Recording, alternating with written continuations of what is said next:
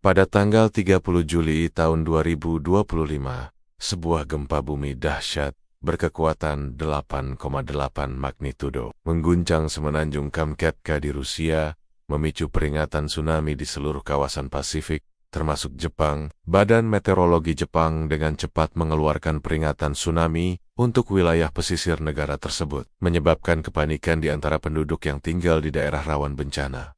Gelombang tsunami pertama tercatat mencapai ketinggian sekitar 40 cm di wilayah Hokkaido, Jepang Utara. Namun, gelombang yang lebih tinggi segera menyusul, dengan ketinggian mencapai 1,3 meter di pesisir Kuji. Badan Meteorologi Jepang memperingatkan bahwa gelombang tsunami bisa mencapai ketinggian hingga 3 meter di beberapa wilayah pesisir. Menanggapi ancaman ini, pemerintah Jepang dengan cepat mengambil tindakan. Sekitar 1,9 juta orang di wilayah pesisir diperintahkan untuk segera mengungsi ke daerah yang lebih tinggi. Sirene peringatan tsunami berbunyi di seluruh wilayah pesisir, sementara pesan darurat disiarkan melalui televisi, radio, dan sistem peringatan seluler. Otoritas juga mengambil langkah-langkah pencegahan dengan menutup beberapa layanan transportasi penting. Jalur kereta api di sepanjang pesisir dihentikan operasinya, sementara pelabuhan-pelabuhan feri ditutup untuk mencegah kapal-kapal berlayar ke laut yang berbahaya. Di Bandara Sendai, yang terletak dekat dengan pesisir timur Jepang, landasan pacu dihentikan operasinya sementara waktu, menyebabkan penundaan dan pembatalan penerbangan. Badan Meteorologi Jepang terus memantau situasi dengan seksama, memperingatkan adanya potensi gelombang lanjutan yang bisa berlangsung selama lebih dari 1 hari. Mereka menekankan bahwa situasi ini bisa diperparah oleh kondisi pasang maksimum,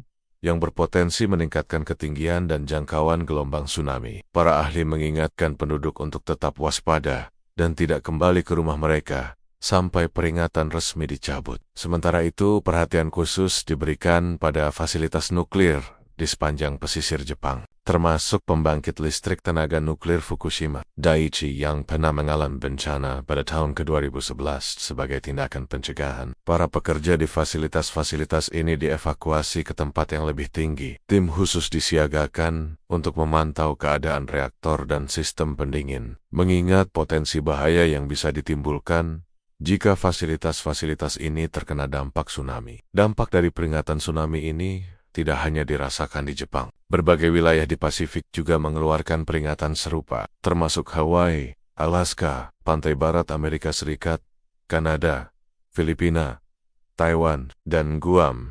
Di Hawaii, penduduk di daerah pesisir dihimbau untuk bersiap-siap mengungsi. Sementara di Alaska, kapal-kapal nelayan diperintahkan untuk kembali ke pelabuhan. Beberapa maskapai penerbangan Amerika Serikat dan Jepang mengambil langkah pencegahan dengan membatalkan atau mengalihkan penerbangan mereka. Hal ini menyebabkan kekacauan di bandara-bandara internasional, dengan ribuan penumpang terpaksa menunggu atau mencari alternatif perjalanan. Di tengah situasi yang mencekam ini, pemerintah Jepang terus mengingatkan warganya untuk tetap tenang, namun waspada. Pusat-pusat evakuasi dibuka di seluruh wilayah yang terkena dampak, menyediakan tempat berlindung, makanan dan air bersih bagi para pengungsi. Tim medis dan petugas penyelamat disiagakan di berbagai titik strategis, siap memberikan bantuan jika diperlukan. Sementara itu, Badan Meteorologi Jepang terus memperbarui informasi secara berkala melalui berbagai saluran media. Mereka menekankan pentingnya masyarakat untuk tetap mengikuti instruksi dari otoritas setempat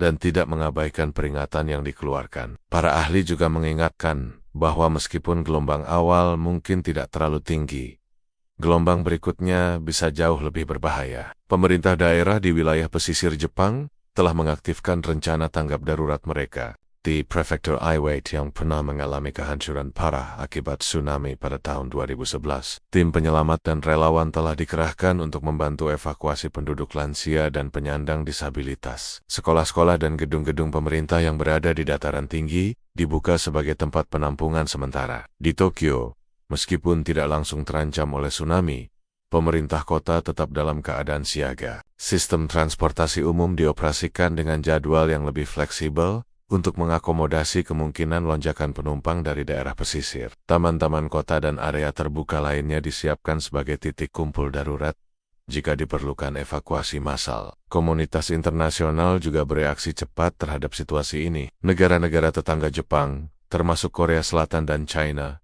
menawarkan bantuan jika diperlukan. Perserikatan Bangsa-Bangsa mengaktifkan tim tanggap bencana mereka, siap memberikan dukungan logistik dan kemanusiaan jika diminta oleh pemerintah Jepang. Sementara itu, ilmuwan dan ahli geologi dari berbagai negara mulai menganalisis data gempa dan potensi dampaknya. Mereka menekankan bahwa peristiwa ini menunjukkan pentingnya kesiapsiagaan bencana dan sistem peringatan dini yang efektif. Beberapa ahli juga mengingatkan bahwa gempa besar di semenanjung Kamchatka bisa memicu aktivitas seismik di wilayah lain di sekitar cincin api Pasifik. Meskipun situasi masih tegang, ada beberapa tanda-tanda positif. Sistem peringatan dini Jepang yang telah diperbaiki secara signifikan sejak tsunami 2011 terbukti berfungsi dengan baik. Evakuasi berjalan relatif lancar di sebagian besar wilayah, menunjukkan bahwa latihan dan persiapan yang dilakukan selama bertahun-tahun telah membuahkan hasil.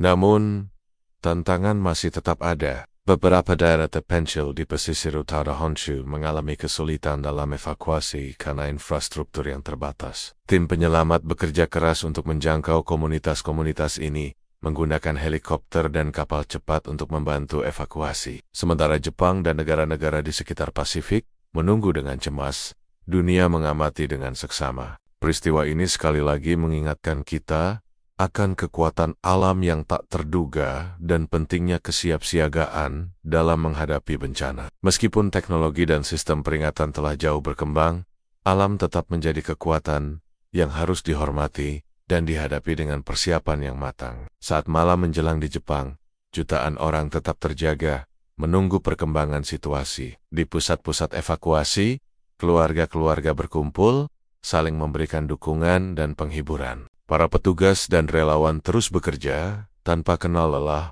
memastikan keselamatan dan kenyamanan para pengungsi. Badan Meteorologi Jepang menegaskan bahwa mereka akan terus memantau situasi sepanjang malam dan hari-hari berikutnya. Mereka menghimbau masyarakat untuk tetap waspada dan siap menghadapi kemungkinan gelombang susulan. Sementara itu, pemerintah Jepang menyatakan komitmennya untuk memberikan bantuan dan dukungan penuh kepada semua warga yang terkena dampak bencana ini. Meskipun menghadapi ancaman serius, semangat resiliensi dan gotong royong masyarakat Jepang sekali lagi terpancar. Pengalaman menghadapi bencana di masa lalu telah memperkuat ketahanan mereka, dan kali ini pun mereka bersatu dalam menghadapi tantangan alam yang tak terduga ini.